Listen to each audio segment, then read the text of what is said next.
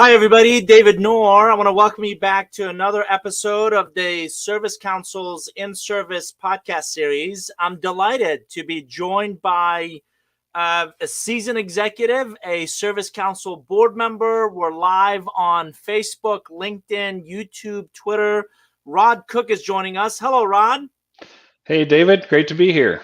Good to have you. Rod, for those that may not know as much about you, would you please kindly start with your own kind of professional background, kind of education and professionally where you've been and what you've done today? Sure, happy to. So yeah, I started in the HVAC industry 25 years ago, and have a degree, a master's degree, and an undergrad degree in biology. So who would think that biology would lead you to HVAC? Well, I entered the Trane organization 25 years ago as an environmental health and safety specialist, and primary focus around refrigerant management. And so helping our local offices and customers and managing refrigerant. And that led into a number of different roles, ultimately leading into a role around leading a service business, number of different geographies within our Trane organization. And that brought me to where I am today, which is the Director of North America Service Operations for Trane. Beautiful. So for those that may not know as much about Trane, how about a little Mhm. overview of the organization? Sure. So we are a pure play global climate company. And most people, when they think about Trane, they think of our quality products. When in reality, we're a climate company. We are a building solutions company. We're also a technology company. So 2 years ago is when we rebranded ourselves and became this pure play company known as Trane Technologies, and that was for a very specific reason, to help our customer base and our employees to understand that for us, it's about leveraging technology, being innovative to help us solve what we call absurdities that are out there in the world today. And so, When you can't say that and have me not ask you about some of these absurdities, right? But we'll come back to that one. sure. How about the role? What does Director of North American Service Operations entail? Sure. Yeah, we have around 3,000 technicians on the road every day in North America, from our service technicians to our controls and building automation technicians. And my role is responsible for assisting those teams and their leadership teams in helping them address three primary areas. First, helping from a culture perspective, right? Being a catalyst for culture, helping them build the right culture, a sense of belonging within their organization. And we'll talk about that a little more as well. But take care of the customers, right? Putting our customers first, and then also thinking about our business, so business performance. So my team, we support our what we call regional offices on a regular basis to help them grow their business and grow their culture. Um, and it's really operationally focused. So think about post sale. Mm. Once a solution is sold, our team is responsible for coming in and helping fulfill that, right, and taking care of the customer. So we're very operationally focused, everything from fleet management to refrigerant management to systems, the systems that our teams use. We partner with large groups there, of course, but making sure they have the right process, the right systems, the right what we call standard work in place to help them become more effective and productive. So just to make sure I understand, the three areas: culture, customers, and business performance. Is that the focal point? Correct. Yep. Got it. Hmm. So let's break that down a little bit. How would you describe the Trane culture? And in this, I got to tell you, in 20 years of our business, I've never seen the market this hot for talent. So if you're trying to attract a new field technician, why would I care about, or what are the differentiating factors in the Trane culture versus other options I may be looking at?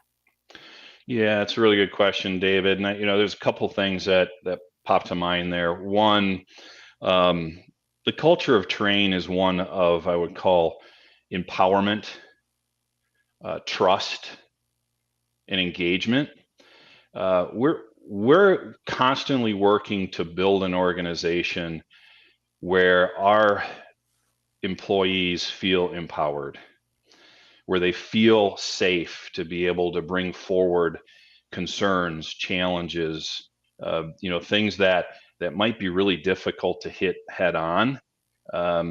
We're working across the organization to build that culture where people have a sense of safety to speak up.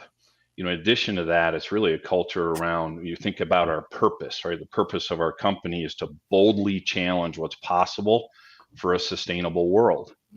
Sustainability is a key element that we have in front of us, that we believe making the connection to help our people see that it's much larger. Their role is much larger than what they do each day in their job.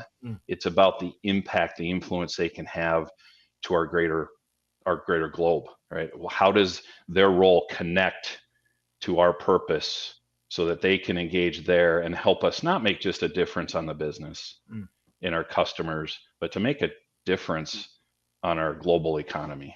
How would I feel that I've always believed culture or attributes you can't just talk about or put up in, good looking posters. It's got to be something that is felt. It's got to be something that's consistent and omnipresent in kind of how managers, leaders, the organization shows up.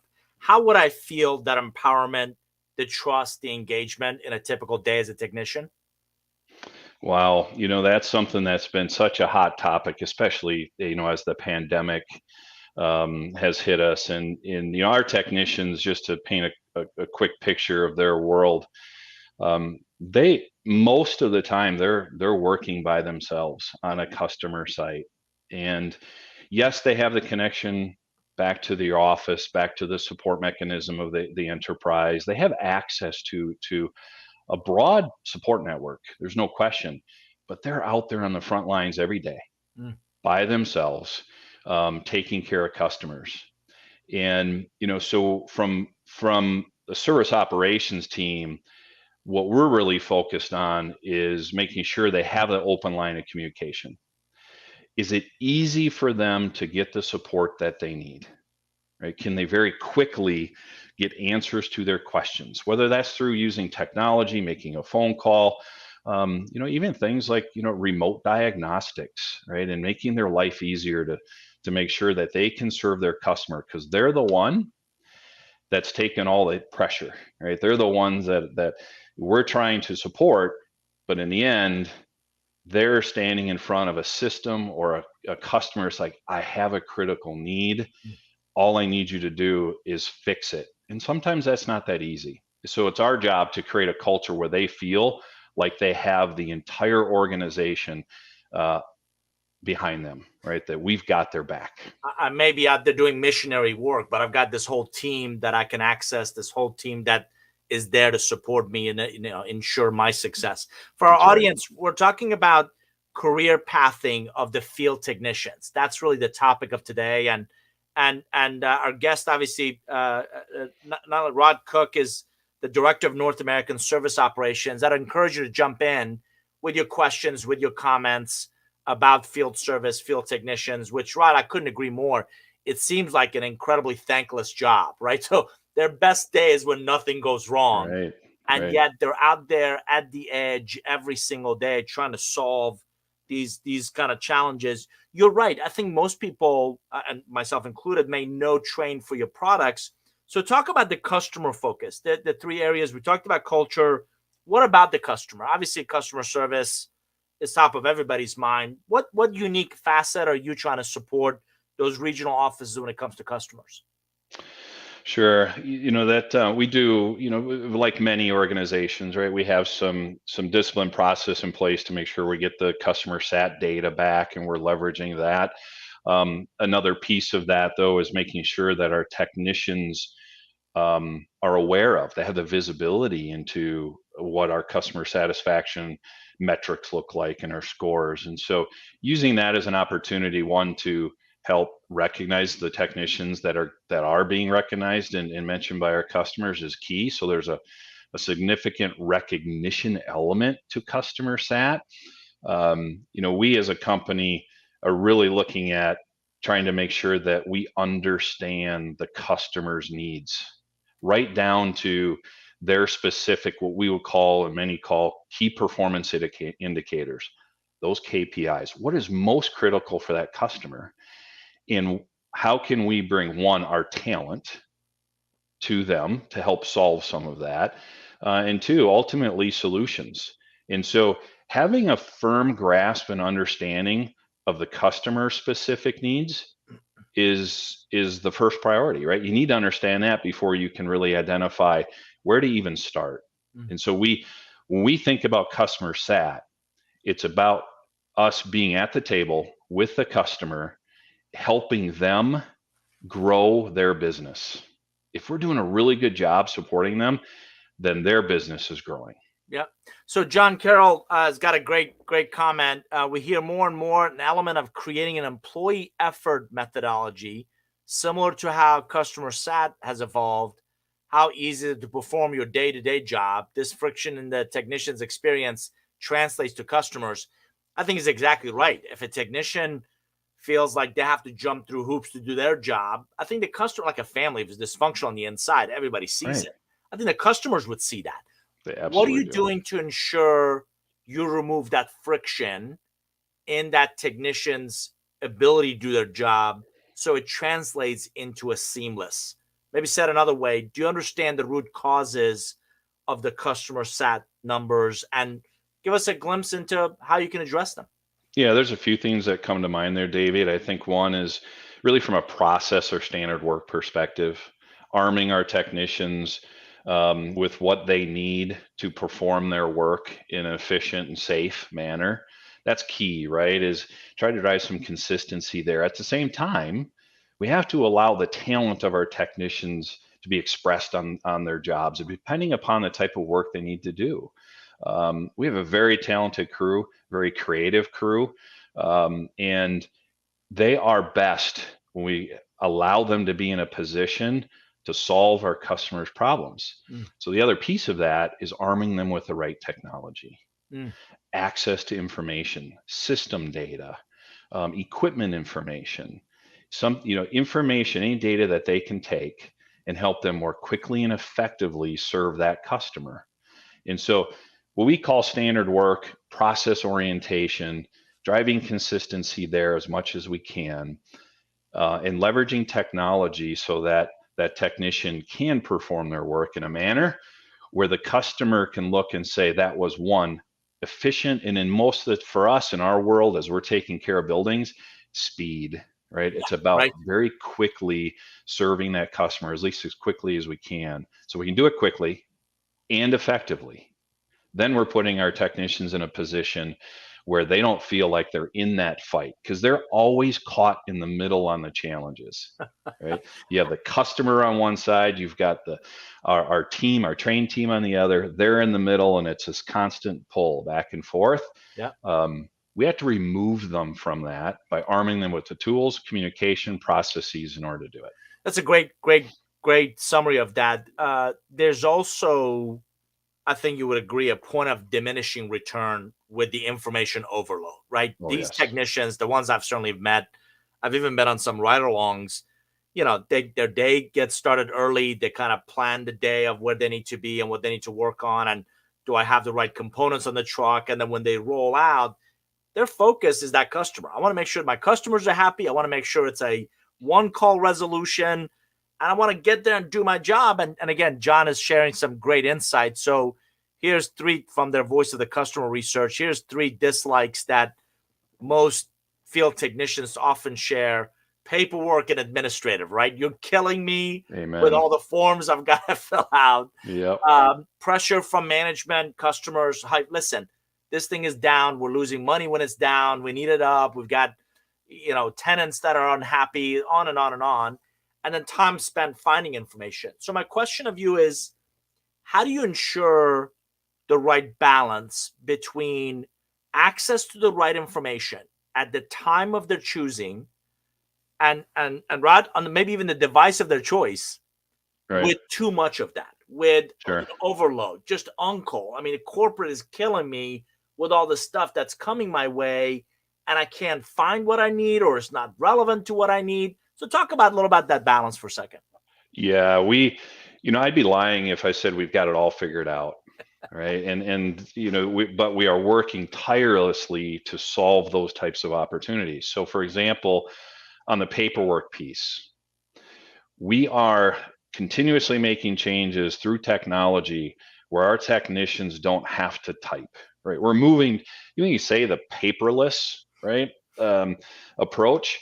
For our technicians, it's mostly paperless now because of the technology we're using. However, there's still elements where they have to type, either get their computer out or type with their thumbs on their phone. And so we are taking specific actions through technology, voice to text type technologies, where in videos, leveraging videos as well.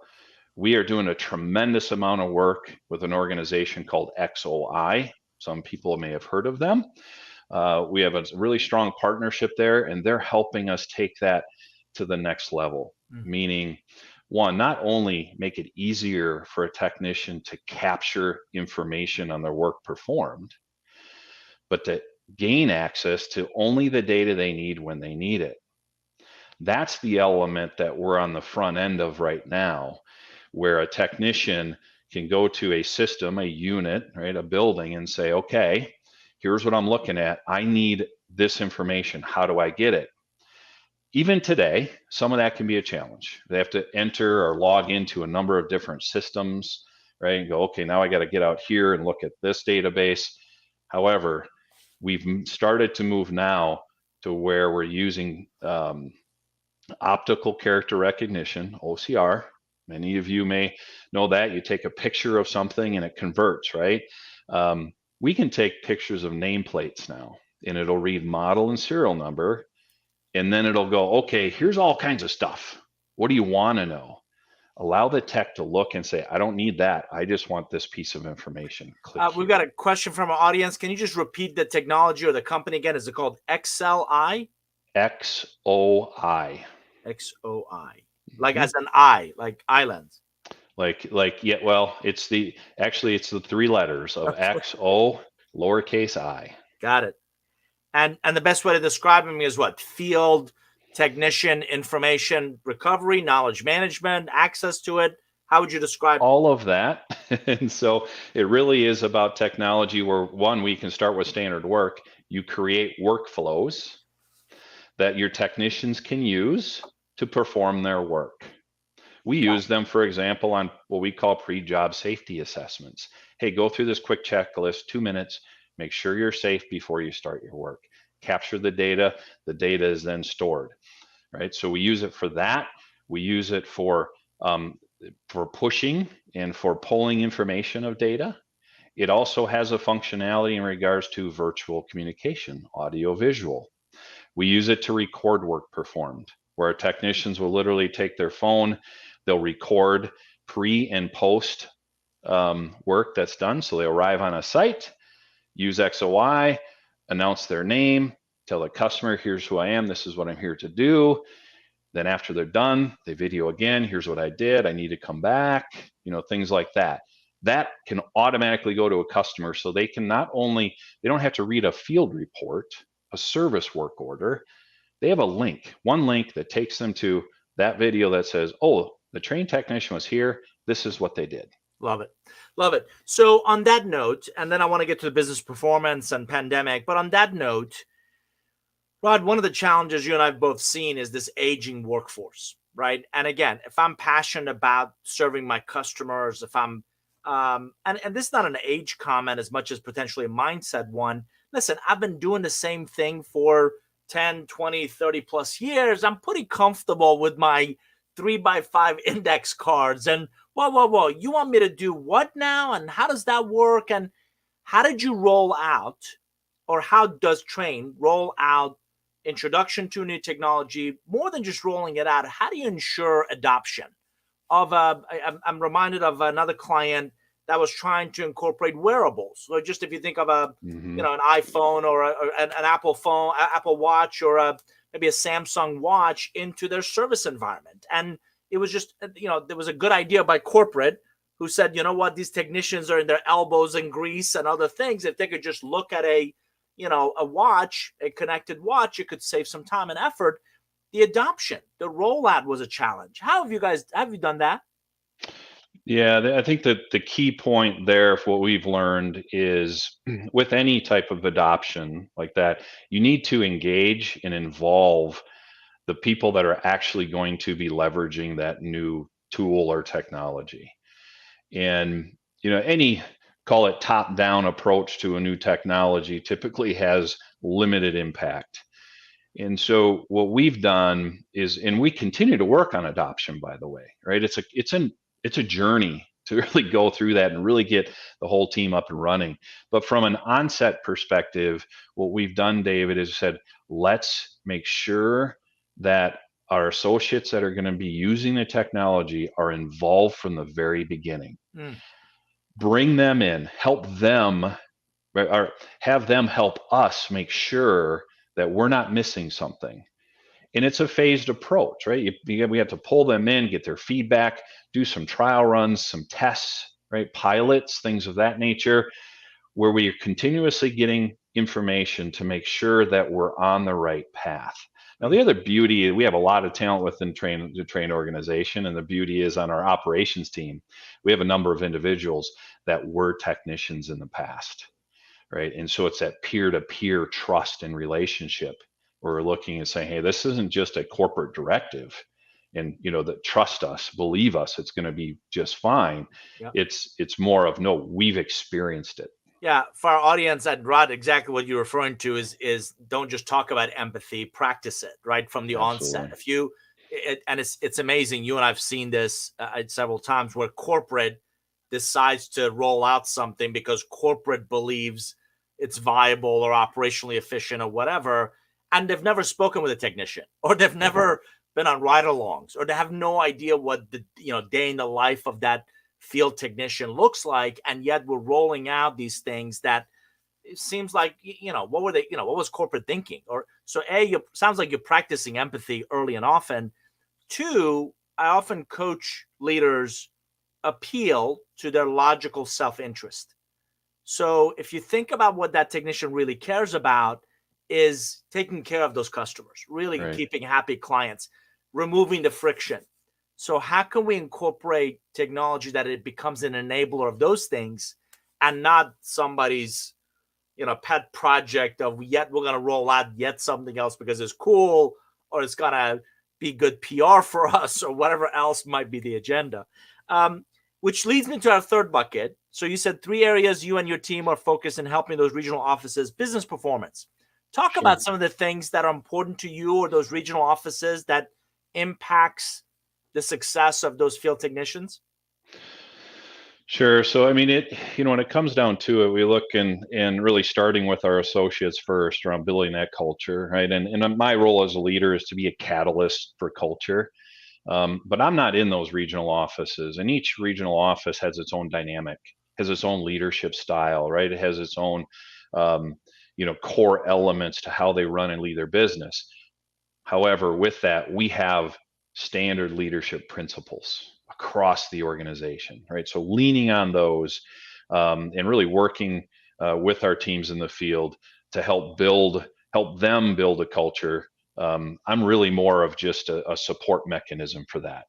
Now, as we think about bringing that right to our technician level, it's again, the first thing that comes to mind for me, David, is arming them with the tools, the resources, the processes that we know are efficient and productive, right? That ultimately can lead to the business results. So we start with our associates, take care of them, make sure they have what they need, build a culture that they need. So they can then go take care of the customer and drive the customer sat. And I'm a firm believer, you do those 2 well, the business results follow. Will come, right? Right. So don't lead with business results. They're going to come if you do those other things really well. And for us, it's really about that bottom line performance, right? So and efficiency of technicians. We've got a question from Joseph Bergman. Joe, thanks for jumping in. does that adoption curve look different for younger generation versus older? And again, I want to reiterate, this is an age thing. In our experience, it's a lot of mindset and willingness to learn and grow. Key differences in the selling proposition. Ooh, yeah. Thanks for the question, Joe. I think our perception oftentimes is that it is, but I don't know that it has to or needs to. I don't think that, because if you take a look at, if we're doing things well in terms of value proposition and engagement of our employees and proof of concept, right? It's like get their hands dirty, let them help you show you the value in this. Mm. I think the age thing it plays a role, but at the same time, I think if you have the right pieces in place up front, and it doesn't, regardless of your age, you'll adopt because you see the value, you're experiencing the value. You're ensuring their success early on in the process. It's that with them, right, Yeah, David? It's what's in it for me. Michael's jumping in, 100% accurate. It's not an age thing, it's an adoption thing. Thanks for joining. And I would encourage our audience, jump in with your questions or comments. John Carroll's got one. Bureau of Labor Statistics reports that following growth in skills trade industry, aircraft mechanics, right, is growing heavily. Heavy equipment, again, big growth. Industrial machinery. How do we create greater interest? And this is really interesting in the career path to solve the labor shortage opportunities that are growing. One is, awareness. It's in our industry, which is commercial heating, ventilating, and air conditioning. We have learned that we as an industry can and need to do much more in regards to helping increasing awareness of our younger talent. And when I'm talking younger, we're talking middle school age, getting in front of middle schools to help them see and understand when they hear an HVAC technician, they know what it means. There are all kinds of connotations, some negative, that come along with titles, right? And in today's age, they hear, well, technician, what does that really mean? What am I going to be doing? It's like, this is a profession and an impressive profession where you can build a tremendous career. But the challenge is lack of exposure to Right. our young talent. Say, here, let us help you see what it actually looks like to be an HVAC technician. And Rich has got a great point that another area that needs a lot of attention, commercial food equipment. Obviously, he's been, cooking, refrigeration. And I love his follow-on. His follow-on is, if you think of the massive debt that some of these higher education places, kids that I've got, one in school, one headed that way. And you look at that tuition, you're like, oh my God, you're going to graduate in 4 years with a degree and a big debt that you're going to have to pay off. And I'm a big, Mike Rowe does a big, series about not every kid it needs to go that direction. And I was shocked that welders, and we need HVAC technicians, and we need a lot of these roles that are just desperate for that talent. Quick story for you, David. Just this past weekend, had family visiting, and one of my nephews was here, and he's in high school. And we got in the conversation on what are you going to do right after high school, and we started to talk a little bit about HVAC, right? And my sister's like, well, your uncle is in HVAC. Well, do you know what that is? Do you know what it even means? And so as I started asking him questions around what do you like to do, right? What drives you? Where do you find passion and excitement? Well, come to find out through a conversation, it's like, well, an HVAC controls technician might be the perfect opportunity for you, which led in the discussion around trades. Right. And the comment that was just shared around massive opportunity to drive the trades and help shift this mentality or thought that everyone needs to go through a 4-year degree program. No, we have to flip that upside down, right? And say, let's look at other opportunities outside of that 4-year program that's where, again, the awareness is so critical. I, People I, need to understand what the opportunity is. I love this comment, John Kell. America's lending money it doesn't have to kids who can't pay it back to train them for jobs that no longer exist. That's nuts, Mike Rowe. Love Right? it. I don't know about where you live. Where Dead I on. live, all kinds of construction is still going up, both commercial and residential. All kinds of technologies are getting poured into these homes. I keep thinking, who's going to install them? Who's going to maintain them? Right? And as Yep. population grows, areas grows, neighborhoods grow, the need for those fields are going to continue to evolve and continue to be a big part of that need to attract talent. So let's talk about that for a second. Obviously, I think we all thought we'd be beyond this pandemic 2 years in. Obviously, it's still sticking around. Can you talk about the top 2, 3 trends you've observed from your role at Trane in terms of field technicians, field service, customer service? First trend I think, that comes to mind is the opportunity to leverage technology to serve our customers differently. Primarily what I'm thinking of there, David, is remotely, right? Arming our technicians, connecting our systems so that our technicians don't even have to dispatch to a site, right? And even today, some customers won't allow technicians or anyone on site unless proof of vaccination, things of that nature. Yet they may have a critical HVAC unit that's down and their surgical suite is now hot, right? So how do we take care of them? So we as an organization are moving really fast towards arming our technicians with the technology they need so they don't have to roll their truck every time. And there will always be times where we need our technicians on site taking care of customers. That doesn't go away. Mm.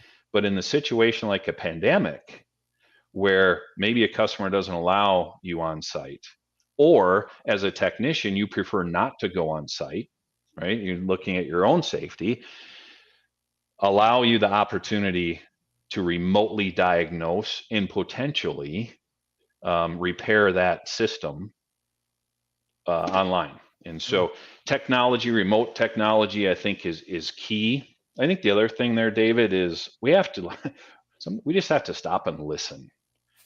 Our technicians, um, what they're experiencing through this pandemic and what they experienced even before, in terms of what we would call normal interactions with our customers, is we can learn so much from them and how to do things differently, right? And if we could just stop and listen for a while and say, okay, if it were you, what would you do? How would you handle this differently?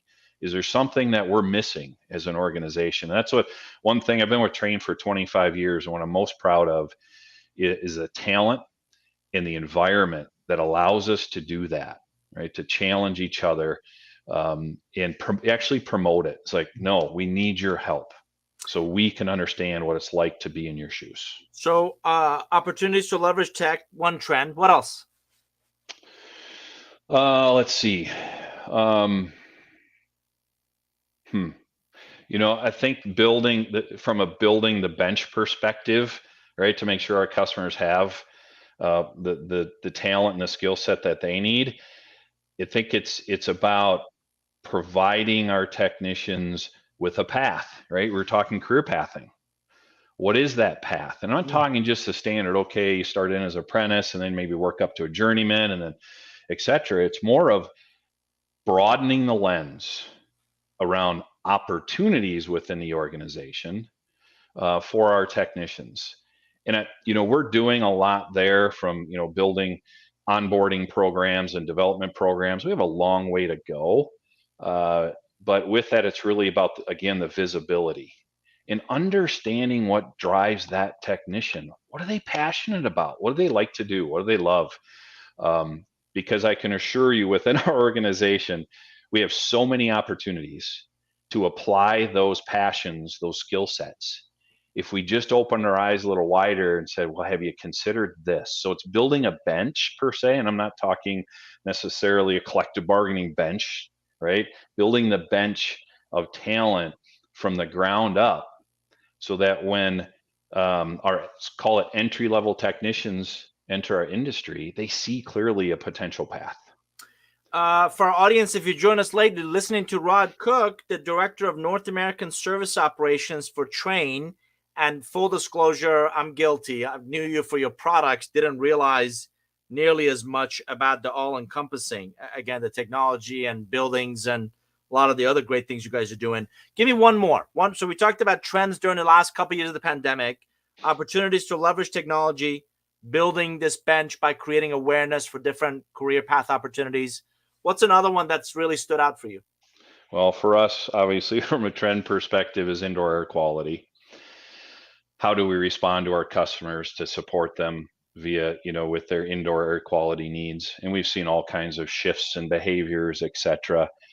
And so the trend of this balance of improving indoor air quality and still making sure we're driving sustainability, i.e., energy consumption, right? So we have a mission around reduce the energy intensity of the world. And as we look at improving indoor air quality in facilities, sometimes those don't line up that well, right? And however, we do have the technology, we have the talent to be able to find a good balance there. And so what it's done for us is it's helped us see, hey, everything we do within the Trane organization is somehow tied to helping our customers with what we call indoor environmental quality, indoor air quality being a component of that. And so we are really an IEQ business, and it's our job, our responsibility to align our talent in a manner where they can help our customers solve those types of specific needs.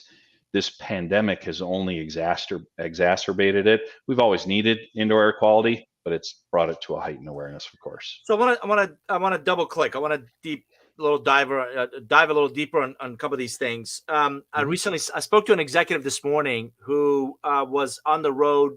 Senior executive was on the road last week, had 15 in-person meetings, and he said, the pandemic has turned those upside down, right? Everything from an on-site quick test piece, like a COVID test before you're even allowed in, to you show up on site and what was supposed to be an on-site meeting and there's several people remote. And so you made the comment of either the customers that don't allow you come on site or technicians that don't want to go on site.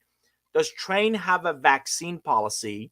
Number one. Number two, in this really challenging labor market, Rod, what do you think is the answer if there's a technician for just their own personal views or from a health perspective can't get vaccinated? You don't want to lose that talent. What do you do with them? What happens to that role or that position if you can no longer go out and service clients in the field? Sure. Yeah, as you know, David, I mean, the COVID, call it environment, it changes every day.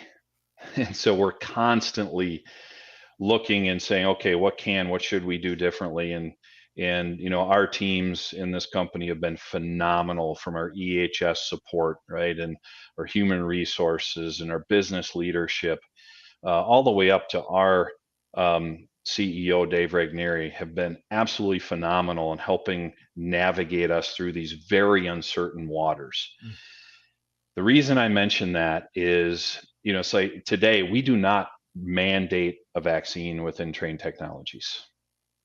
And so, however, we have other protocols in place in terms of testing, right? And that's where we start looking and saying, okay, well, what can and should we do with some of these challenging situations where a customer won't allow a non-vaccinated person? Well, what we do is we look for reallocation of responsibilities, because we know this is going to change. We know it's going to come back to some point where we won't have to maybe necessarily worry about this specific situation. So it's like, the talent we have today, we got to figure out as a team, how do we reassign it, right? Again, leverage technology to help do that as much as you can, remote servicing of equipment if possible, but really shifting our resources and talent around the best we can, so that doesn't interfere with the individual technician, because they made a choice for their own reasons, and we need to honor and respect that.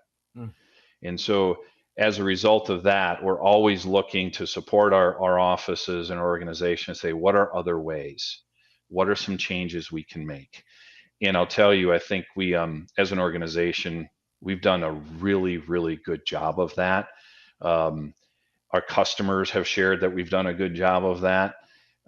And there's always going to have some where it just doesn't feel right, right? And it's sticky. But I think for the most part, we're continuous. Our intent is that sound. Our intent is pure, that we don't have all the answers to this, but we're going to work with you to do the best we can. So if that field technician can't or won't get vaccinated, the client doesn't allow, you'll reskill them or upskill them and reallocate them somewhere else where they can add value, contribute to the Trane culture. Right. And you know, that technician, typically, David, you're right, they're assigned to specific accounts. They've built relationships with those accounts. They want to serve that customer. Sure. They don't want to have to be reallocated. In sometimes we may have to, right? And they know we have to, because that's, you know, the customer said, hey, we need proof of this. Yeah. Our techs have been tremendous in working through this with us. And I can't say that we've made every step perfect, right? And done it all right. But I will tell you that our technicians, without them and how they've responded to this with flexibility and understanding, we'd probably be in a much different place today. I'm coaching every leader in the COVID world. The best you can do is make the decisions you can with the information you have and be agile enough to kind of, again, pivot and move. And again, new challenges, new opportunities come up, be able to adapt to those.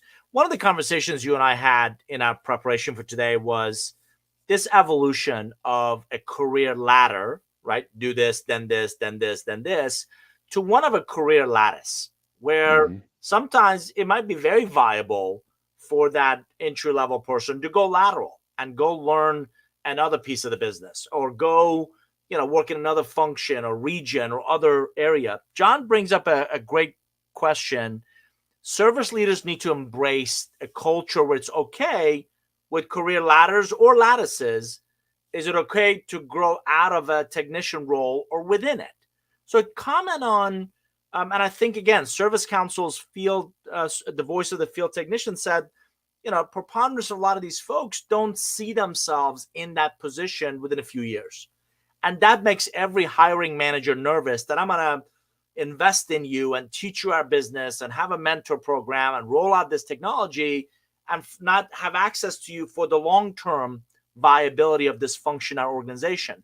How do you feel about either people moving up or around or to a different kind of a career within Trane?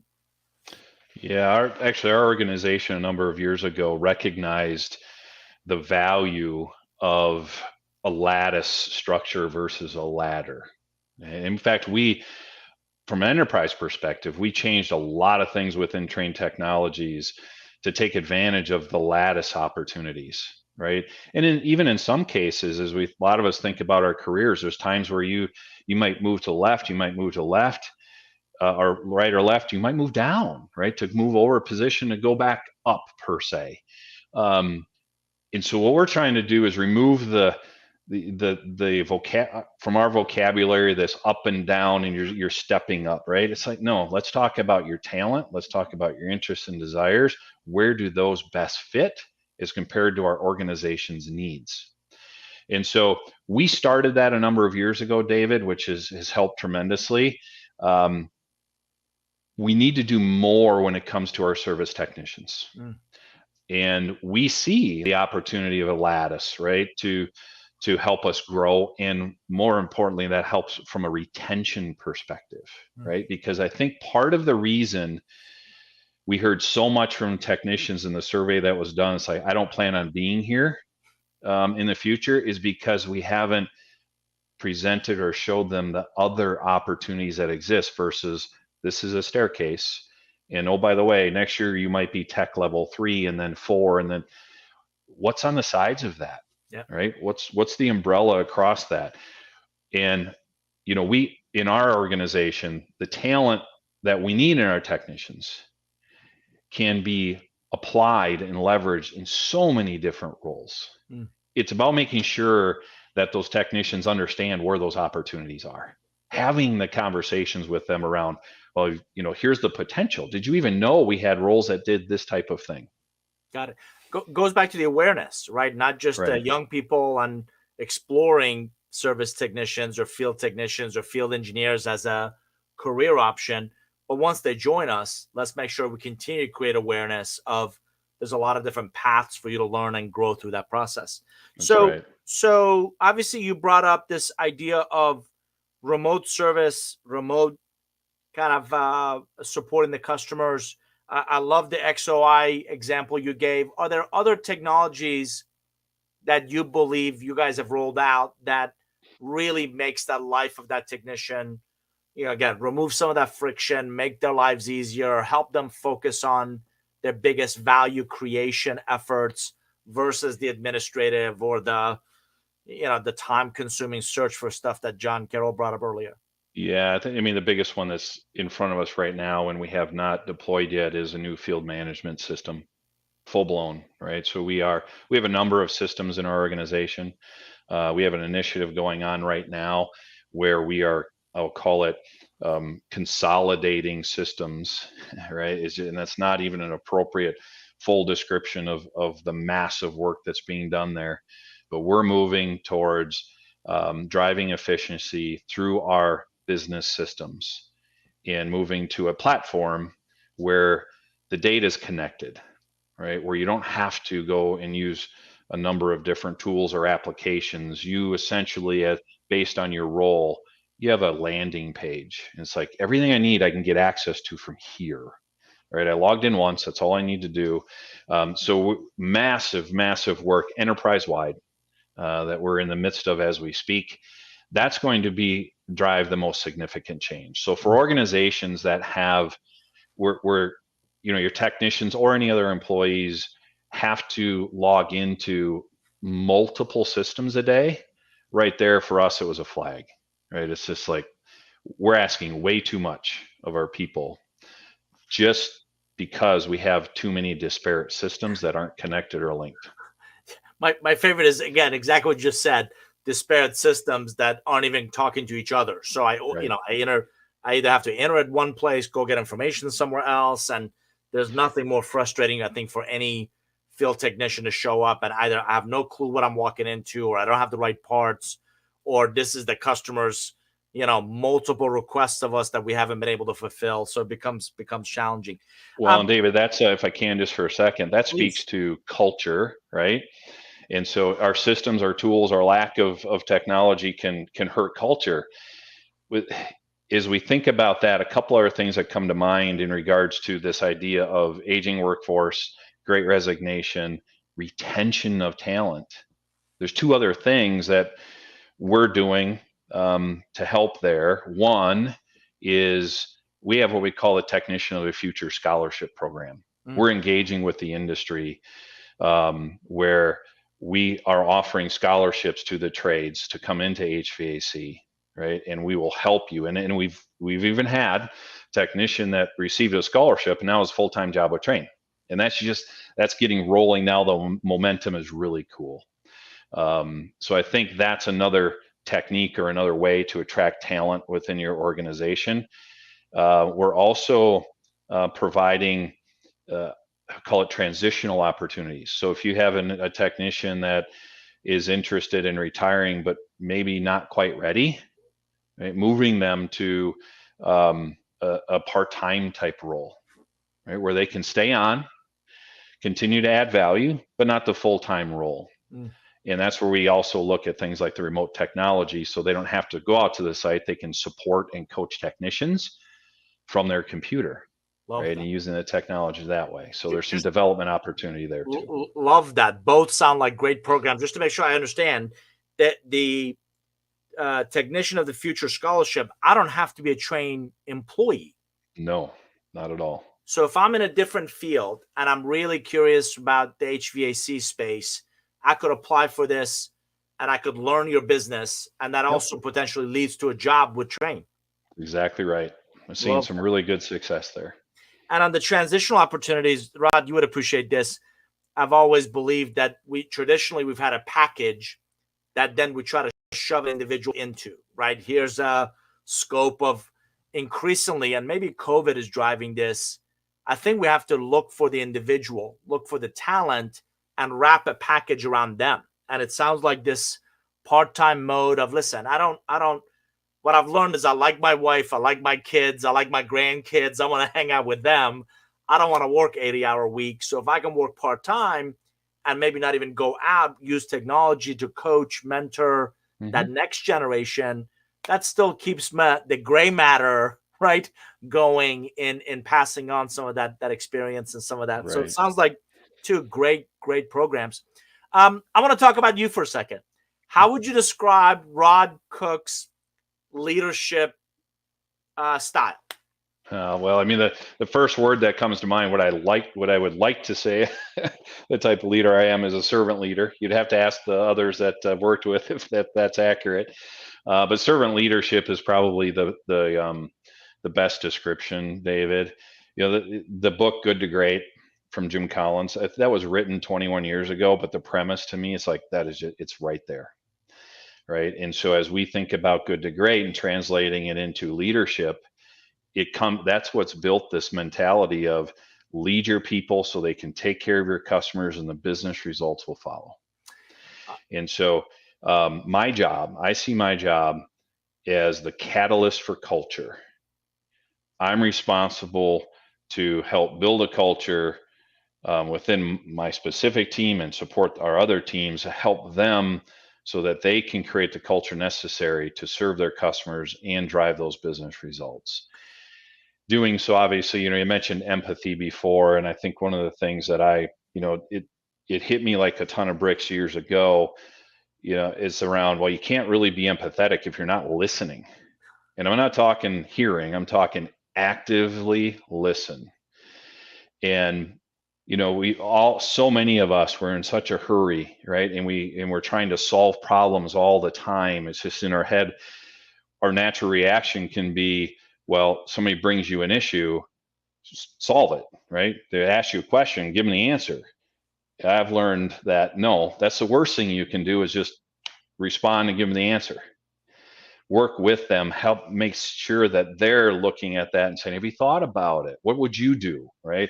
Do you have any suggestions here? And so that interface of active listening and helping your associates, your teammates solve their own challenges or solve the larger challenges of the organization is kind of where I see it's most important in my role, is to build that framework so that they can do that.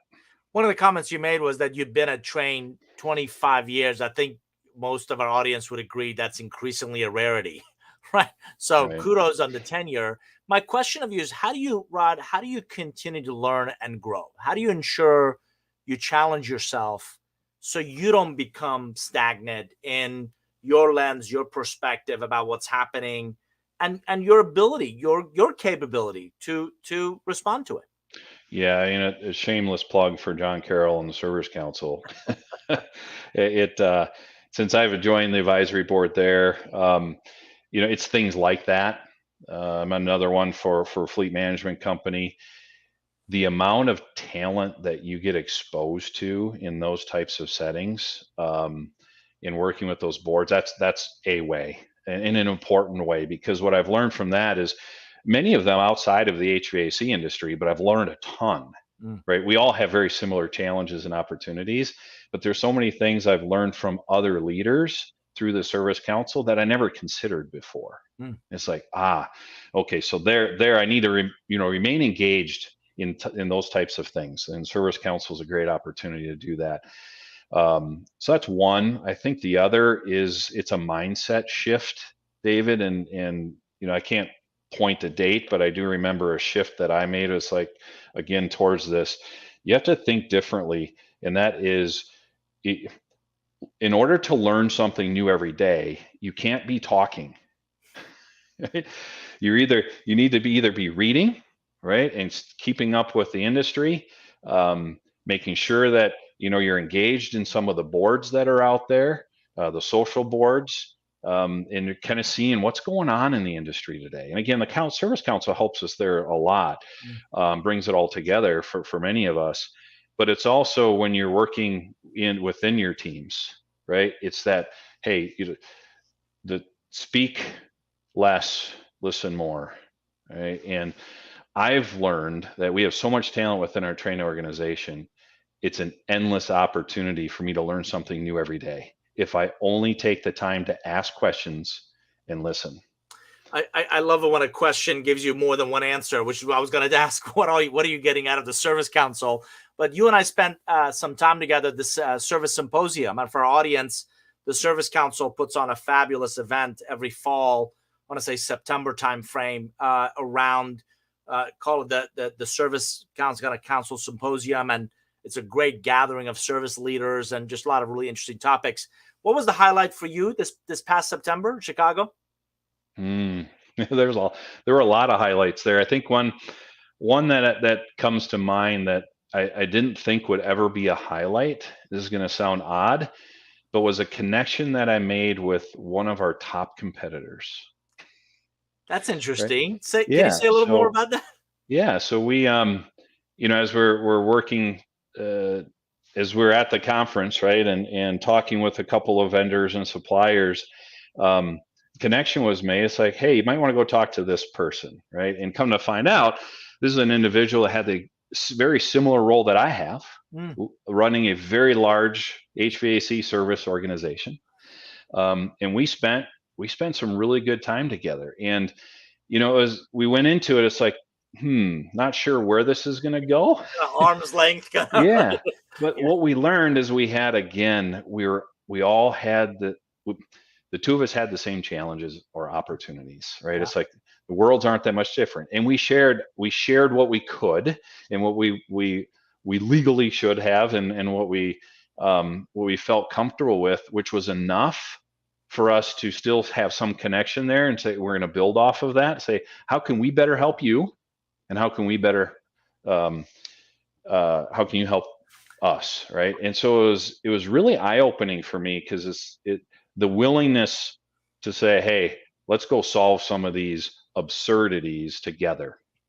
Love that. And it's a testament to the community John, Carol, Sheila, and the whole Service Council team has built.